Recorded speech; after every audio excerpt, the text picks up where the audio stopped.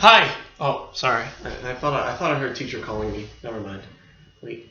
What? Never mind. Anyway, hello there. CriterioNate here. Number 442. Keisuke Kinoshita's 24 Eyes. Nijushi no Hitomi. 1954, 156 minutes, black and white, monaural Japanese, 133, blah, blah, blah, blah, blah.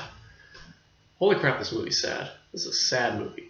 I thought it was going to be a cheerful little romp through, childhood, school time, but no, they get older.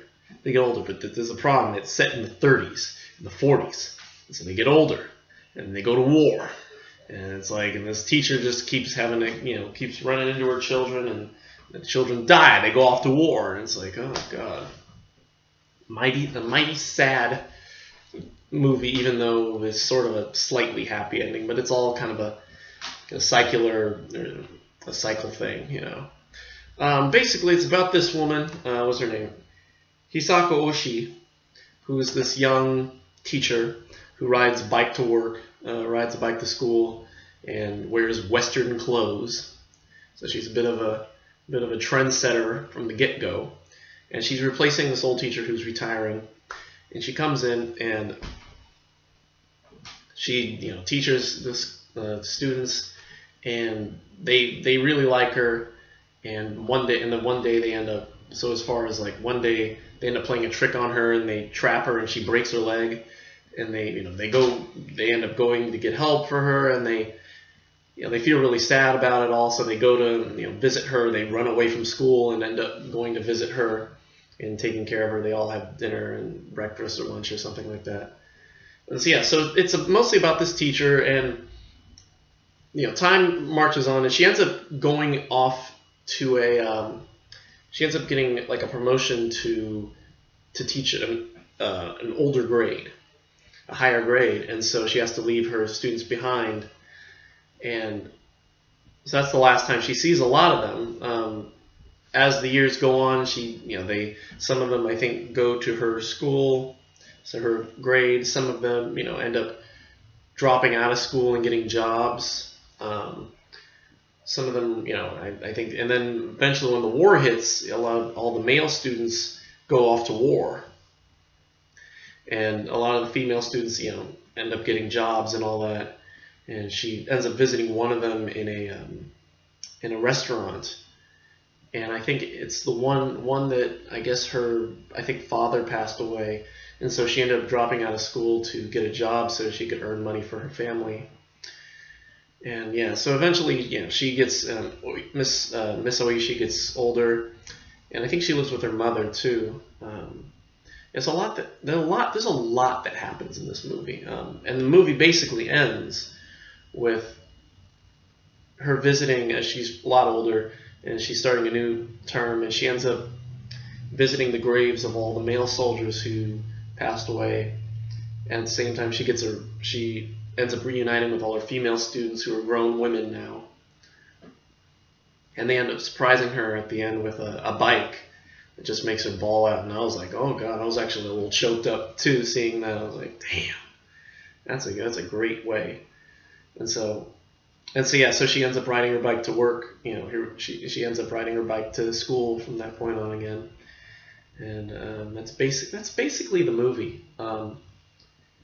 This is a pretty. It's and there's also a lot of political stuff, a lot of social commentary.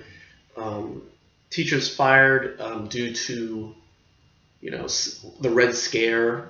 A lot of teachers were fired back then due to the after the Manchurian incident. A lot of teachers were fired, and I guess Miss Oishi was accused of reading communist material in class, just because their students. I think there would be stories that their students liked or their students wrote. I think one of the teachers ends up getting fired because he's accused of being a red. But yeah, so there's a lot of socio-political stuff in there, and also a lot of singing too, a lot of songs. If you want to learn some folk songs, this movie is the way to go. I don't think I've heard so much singing in one movie than this movie, at least in Japanese songs. And yeah, that's all I've basically got. I like this movie a lot. I thought it was. I love these coming of age stories, as as you well know, and I love just the whole idea of seeing these children grow up, from one point to the other, and they never really leave the teacher's life, whether in her memory or in just in real life, outside of even the students who pass away during the war. But outside of that, it's kind of a heavy movie, but at the same time, it's also a very, very beautiful movie. It's a very, very nice. They call the trailers call it a lyric poem or a lyric love poem, and that's probably the best way to put it. It's definitely very, very lyrical. 24 Eyes, great movie. The only big supplement is an interview with Tadeo Sato, who is a film critic, Japanese film critic. He talks about the film and Kinoshita, and that's basically. And then 2 trailers. One of them kind of a teaser trailer, and then one made after it won a bunch of awards, and that's basically it. So definitely a